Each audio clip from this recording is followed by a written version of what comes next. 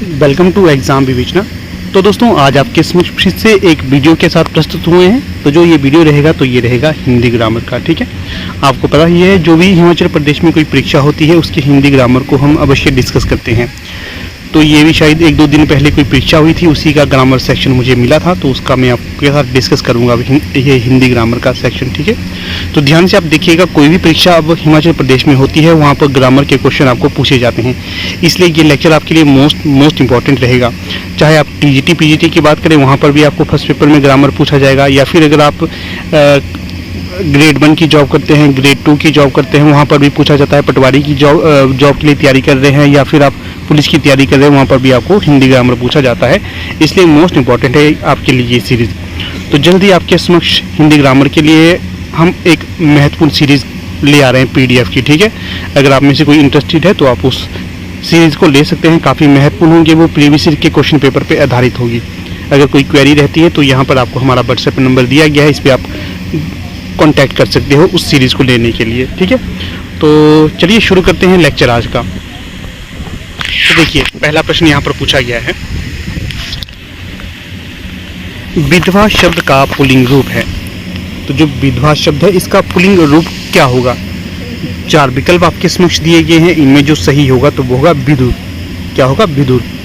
जैसे पुरुषों में जिसकी पत्नी मर जाती है उसे विदुर कहा जाता है, ध्यान रखना है आपने, पूछा जाएगा। और रिपीटेड प्रश्न भी है, काफ़ी बार पूछा जाता है परीक्षा में से। अगला प्रश्न है 32, कोई भी कार्य अपने आप नहीं हो जाता बल्कि करना पड़ता है, रेखांकित पद में सर्वनाम का प्रकार है। क्या है? यहाँ पर एक पद दिया गया है आपके समक्ष, यहाँ पर जो रेखांकित पद है इसमें बताना है सर्वनाम का कौन सा प्रकार है। अपने आप, जो ये अपने आप, ये समझ गए आप, किसी व्यक्ति की विशेष के लिए नहीं कहा जा रहा है, स्थिति के बारे में कहा जा रहा है, तो यहाँ पर कौन सा सर्वनाम होगा? तो ये निजवाचक सर्वनाम होगा। ये देखिएगा HPPSC का ये सबसे पेट प्रश्न रहता है निजवाचक सर्वनाम से प्रश्न पूछने के लिए। तो ध्यान रखकर आप सर्वनाम में अगर पढ़ रहे हैं तो निजवाचक को और अन्य वाचक को आप जरूर पढ़िएगा। पुरुषवाचक को भी पढ़ना है, वहाँ से भी प्रश्न बनते हैं आपको डायरेक्ट इनडायरेक्ट। फिर अगला प्रश्न देखिए, यहाँ पर मृगलोचनी शब्द किस समास का उदाहरण है? समास से भी प्रश्न आपको पूछे जाते हैं हर परीक्षा में। तो जो यहाँ पर शब्द है मृगलोचनी, तो जो ये शब्द है इसमें कौन सा समास प्रयोग किया गया है ये बतलाना है। तो जो बहुब्रीहि समास है ये यहाँ पर प्रयोग किया गया है। इसी के साथ यहाँ पर आपको ये भी बता देता हूँ, जितने भी प्रश्न आपके साथ डिस्कस किए जाते हैं ये सारे के सारे ऑफिशियल आंसर की पर आधारित होते हैं। अगर फिर भी अगर आपको कहीं पर लगता है कि किसी प्रश्न का उत्तर गलत दिया गया है तो आप बताइएगा, हम उसे ज़रूर जांच करेंगे उसकी कि क्या ये सच में सही है या गलत है।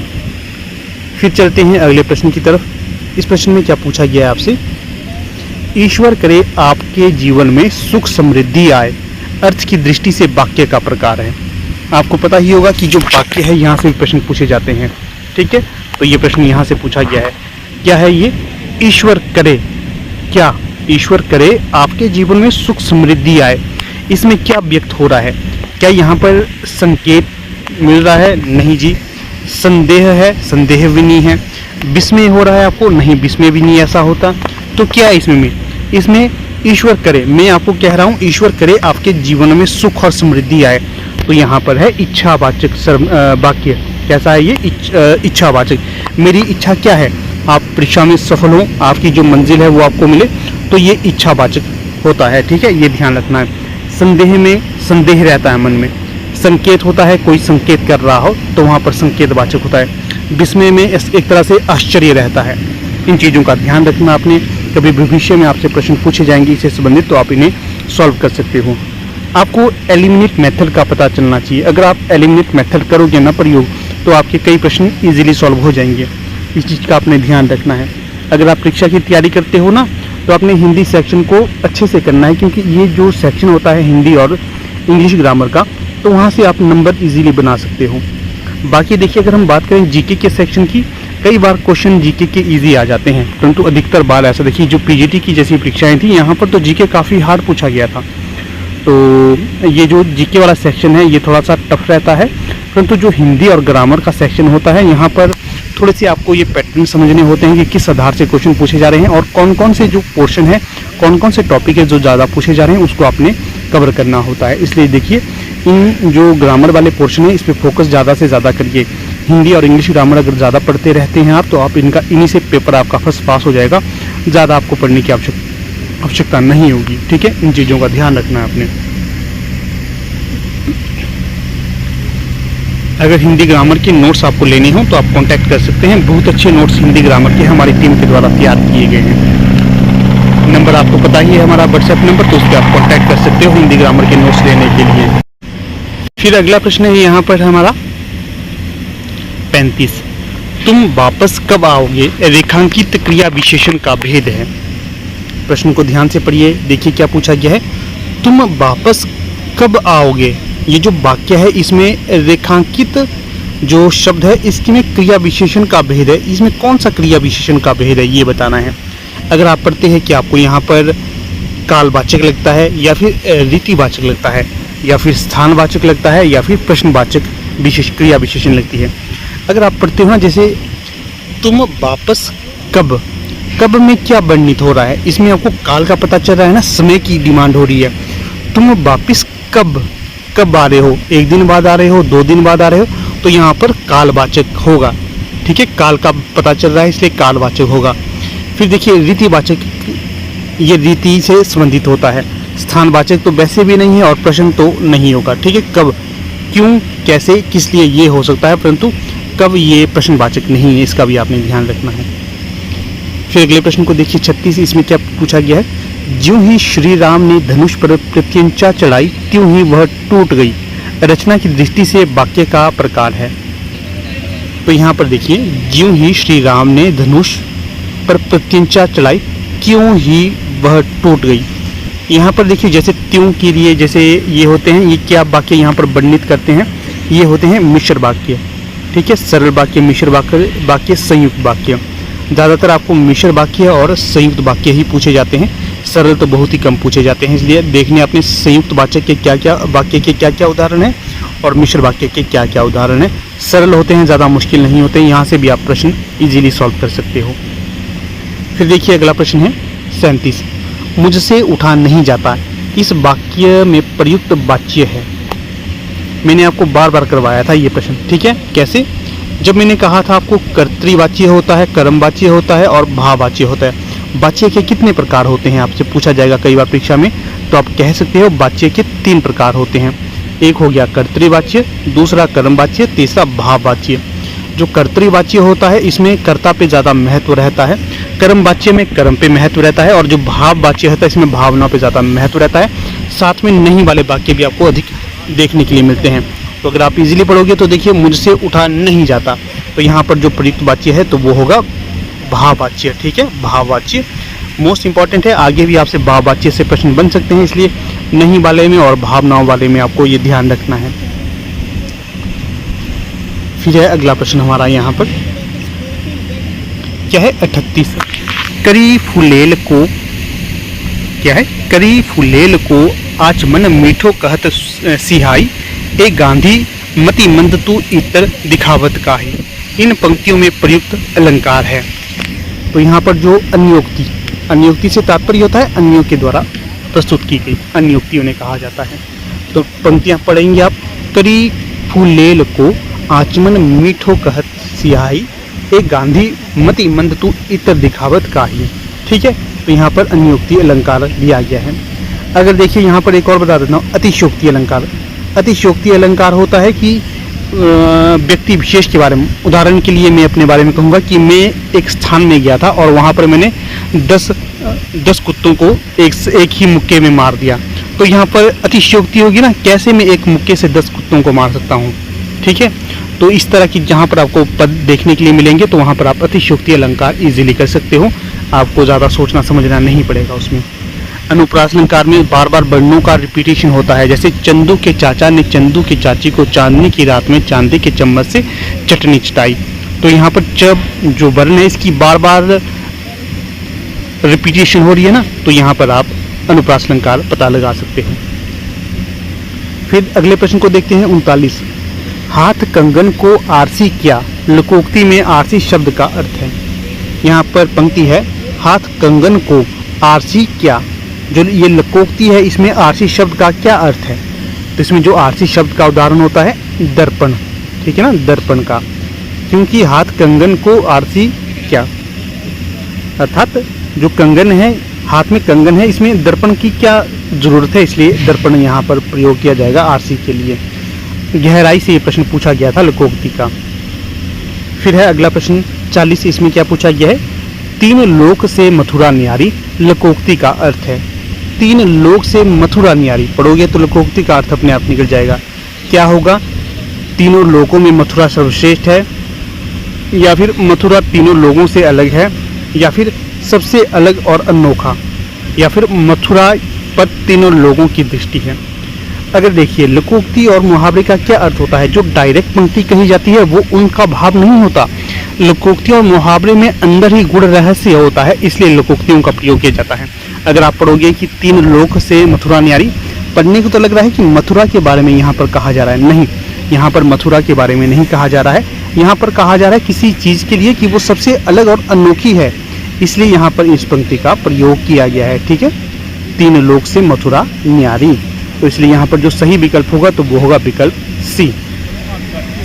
फिर देखिए देता हूँ, अगर आप लोग देखिए किसी भी विषय फर्स्ट पेपर के लिए तैयारी कर रहे हैं, तो अगर आपके पास हिंदी ग्रामर के नोट्स नहीं हैं, या फिर अगर हिंदी ग्रामर के लिए अच्छे आपके पास कुछ बुक्स नहीं हैं, तो आप हम रेकमेंड करते हैं, हमारी टीम के द्वारा हिंदी ग्रामर के लिए इंपॉर्टेंट नोट्स अवेलेबल करवाए गए हैं। अगर आप में से कोई भी इंटरेस्टेड कैंडिडेट होगा जो भविष्य में तैयारी करना चाहता है या तैयारी कर रहा है, तो इन ग्रामर के नोट्स को परचेज़ कर सकता है और अपने अच्छे से तैयारी कर सकता है। साथ में देखिए हिंदी ग्रामर के इंपॉर्टेंट क्वेश्चन भी अवेलेबल हैं, अर्थात जितनी भी परीक्षाएं पहले हिमाचल प्रदेश में आयोजित की गई हैं, उनके जो क्वेश्चन में हिंदी सेक्शन थे, हिंदी ग्रामर के क्वेश्चन थे, उन्हें कंपाइलेशन के द्वारा तैयार किया गया है। अगर आप में कोई इंटरेस्टेड है तो उन क्वेश्चंस को भी ले सकता है, ताकि आपको थोड़ा सा आइडिया हो जाए कि किस प्रकार से वो क्वेश्चन आ रहे हैं और कैसे आपको तैयारी करनी है। इनसे संबंधित कोई भी अगर आपकी क्वेरी है तो यहाँ पर देखिए हमारा व्हाट्सएप नंबर है, इस पर आप व्हाट्सएप करिए और सारी डिटेल इनकी ले लीजिएगा। ठीक है, बाकी देखिए जो आपको ये भी बता देता हूँ, ये अभी तक किसी ऑफिशियल आंसर की नहीं आई है, ये हमारे निजी प्रयास है। अधिकतर संभावना ये है कि जितने भी प्रश्न आपके साथ डिस्कस किए जाएंगे ये पूर्णतः सही होंगे। फिर भी 19-20 का कहीं फ़र्क होता है तो आप बता दीजिएगा, कहीं पर अगर आपको लगे कि इस प्रश्न का उत्तर ये नहीं होना चाहिए, आप बताइए, प्रमाण सहित बताइए, हम उसे अवश्य डिस्कस करेंगे और आपको उत्तर देने की कोशिश करेंगे। ठीक है, बाकी चलिए अधिक समय न लेते हुए शुरू करते हैं लेक्चर को। और देखिए ये भी बता देता हूँ, अगर आप लोग फर्स्ट पेपर की तैयारी कर रहे हैं तो हमारा फर्स्ट पेपर के लिए व्हाट्सएप ग्रुप बना हुआ है, अगर ज्वाइन करना चाहते हैं तो ज्वाइन कर सकते हैं। टेलीग्राम में इत्यादि में आपको PDF इत्यादि सेंड की जाती है, तो उसे भी आप ज्वाइन कर सकते हो। तो चलिए अधिक समय ना लेते हुए डिस्कस करते हैं आज के प्रश्न पत्र को। अधिक व्याख्यान नहीं होगा, ये ज़्यादा विस्तृत व्याख्या भी नहीं करूँगा, जो मुझे सही लगता है वो आपको बता दूंगा, आंसर की पर आधारित है ये। ठीक है, तो देखिए पहला प्रश्न यहाँ पर क्या पूछा गया है, भजन कहियो ताते भजियो, भजियो ना एको बार, दूरी भजन जात कहियो, 100 तू भजियो गंवार। इन पंक्तियों में कौन सा अलंकार है? ठीक है, तो देखिए भजियो भजियो बार बार यहाँ पर आ रहा है। ठीक है, अगर भजियो भजियो बार बार आता है तो क्या होता है, तो यहाँ पर होता है आपका यमक अलंकार। ठीक है, यमक अलंकार, तो इसलिए यहाँ पर यमक होगा, श्लेष नहीं होगा, रूपक नहीं होगा, उपमा भी नहीं होगा। ठीक है, तो यमक हो जाएगा यहाँ पर। अगर बार बार एक ही तरह के वर्णों की आवृत्ति होती है तो वहाँ पर अनुप्रास अलंकार होता है। फिर देखिए प्रश्न संख्या 2, कौवे के कोरे ढोर नहीं मरते, अर्थात कौवे के कहने से, या पर कुछ कौवा कभी गाली देता है, उसके कहने से ढोर नहीं मरते, जो ये लकोक्ति है इसका क्या अर्थ है? मेरे पास थोड़ा सा इसका क्वेश्चन पेपर ब्लर है, उतना अच्छा से नहीं दिखाई दे रहा है, फिर भी आप मेरी आवाज़ पे फोकस करिएगा। कौवे के कोरों ढोर नहीं मरते, लकोक्ति का क्या अर्थ है? तो 4 ऑप्शन यहाँ पर दिए गए थे, इनमें जो सही होगा तो वो होगा, दुर्जनों की बद्दुआ देने से सज्जनों का अहित नहीं होता है। ठीक है, तो यहाँ पर जो सही विकल्प होगा तो वो होगा विकल्प बी, विकल्प 2। अगला प्रश्न देखिए यहाँ पर प्रश्न संख्या 3, इसमें क्या पूछा गया है? प्रश्न संख्या 3 में तो यहाँ पर पूछा गया है, छी कितनी गंदी जगह है, अर्थ की दृष्टि से वाक्य का प्रकार है। तो बताना है अर्थ की दृष्टि से वाक्य का कौन सा प्रकार है, क्या ये इच्छावाचक है, संकेतवाचक है, प्रश्नवाचक है, या विस्मयादि बोधक है। देखिए छी कितनी गंदी जगह है, कोई इच्छा है ये नहीं है ना, संकेत भी नहीं है, क्योंकि यहाँ पर जो देखिए निशान लगा है ये संकेतवाचक का नहीं होता, तो प्रश्नवाचक तो ये होगा ही नहीं, तो विस्मयादि बोधक है। ठीक है, तो छी, आहा, शाबाश, हुर्रे, इस तरह के जब शब्द आपको आते हैं तो ये विस्मयादि बोधक के होते हैं, इसलिए ये विस्मयादि बोधक होगा। यहाँ पर विकल्प हो जाएगा डी सही हो जाएगा। अगला प्रश्न है यहाँ पर 4, निम्नलिखित में से कौन सा उपवाक्य क्रिया विशेषण उपवाक्य नहीं है। यहाँ पर 4 उपवाक्य आपके समक्ष दिए गए हैं, इनमें से एक ऐसा उपवाक्य है जो क्रिया विशेषण से संबंधित नहीं है, क्रिया विशेषण का नहीं है, तो वो बताना है। तो अगर आप 4 वाक्य पढ़ते हो, जैसे जब बारिश हो रही थी तब मैं घर में था, ये तो क्रिया विशेषण है। जहाँ तुम पढ़ते थे वहीं मैं पढ़ता था, ये भी क्रिया विशेषण है। जैसा आपने बताया था वैसा मैंने किया, ये भी है। परंतु जो विकल्प बी है, बारिश के वक्त मैं घर पर था, तो ये क्रिया विशेषण मुझे नहीं लग रहा है। बाकी ऑफिशियल आंसर की में हम इसे अवश्य डिस्कस करेंगे, परंतु बी मेरे हिसाब से नहीं होगा। ठीक है, अगले प्रश्न को देखिए। अगला प्रश्न है 5। तो यहाँ पर क्या पूछा गया है, अब दरवाज़ा खोला जा सकता है, रेखांकित पदबंध का प्रकार है। अब दरवाज़ा खोला जा सकता है, रेखांकित पदबंध का प्रकार बताना है। जो रेखांकित पदबंध है, खोला जा सकता है, ये किस पदबंध का प्रकार है। तो देखिए, संज्ञा नहीं है, क्रिया भी नहीं है, विशेषण भी नहीं है, ये क्रिया विशेषण होगा। क्या होगा, क्रिया विशेषण। तो यहाँ पर जो विकल्प डी है ये सही हो जाएगा। ठीक है, भविष्य के लिए ध्यान रखिए, प्रश्न रिपीटेड है ये। अगला देखिए, जो हमने नोट्स बनाए हैं ना, तो नोट्स से ही ये प्रश्न पूछेंगे, नोट से बाहर एक भी प्रश्न नहीं है, ये आपको बता दूँ। अगला है, शेखर घर चला गया है क्योंकि उसके सिर में दर्द था, रेखांकित पद अवयव का प्रकार है। तो जो रेखांकित पद अवयव का प्रकार है ये बताना है, क्योंकि में कौन सा अवयव है। तो देखिए, ये थोड़ा सा नया प्रश्न है, अच्छा प्रश्न लगा मुझे ये। तो यहाँ पर होगा व्यधिकरण समुच्चय बोधक, व्यधिकरण समुच्चय बोधक, विकल्प बी यहाँ पर सही होगा। ठीक है, क्योंकि ये जो जोड़ता है पद, क्योंकि ये इसी के अंतर्गत आता है, व्यधिकरण समुच्चय बोधक। अगला प्रश्न देखिएगा यहाँ पर, प्रश्न संख्या 7, मेरा भाई अत्यंत कुशल अधिकारी है, रेखांकित पद है। तो बताना है रेखांकित पद क्या है ये। मेरा भाई अत्यंत कुशल अधिकारी है। पहले तो देखिए, ये जो पद है ये पूरा का पूरा ये है विशेषण के अंतर्गत। ठीक है, विशेषण है ये। फिर विशेषण के अंतर्गत भी क्या है, अत्यंत जो है यहाँ पर ये क्या है। देखिए, अगर कोई विशेषता की भी विशेषता बताए उसे क्या कहा जाता है, तो उसे कहा जाता है प्रविशेषण। क्या कहा जाता है, प्रविशेषण। अत्यंत, यहाँ पर अत्यंत देखिए बोलते हैं ना, बहुत ही मोटा, बहुत ही सुंदर, इसी के तहत है ये अत्यंत है प्रविशेषण। तो यहाँ पर होगा प्रविशेषण। जो विशेषता की विशेषता बताए तो उसे प्रविशेषण कहा जाता है। फिर अगला प्रश्न यहाँ पर देखिए, अगला प्रश्न है 8, बुराइयों से सदैव दूर रहिए, रेखांकित पद संज्ञा का भेद है। बुराइयाँ, अगर बुरा होता, मीठा होता, खट्टा होता तो ये होती भाववाचक संज्ञा, परंतु बुराइयाँ हैं, बुराइयों में क्या है ये संज्ञा का प्रकार। तो जो संज्ञा का भेद यहाँ पर होगा तो वो होगा जातिवाचक संज्ञा। क्या होगा, बुराइयों, एक तरह से बुराइयों की जाति बताई जा रही है ना, तो ये जातिवाचक होगा। मुझे लगता है जातिवाचक ही विकल्प ए।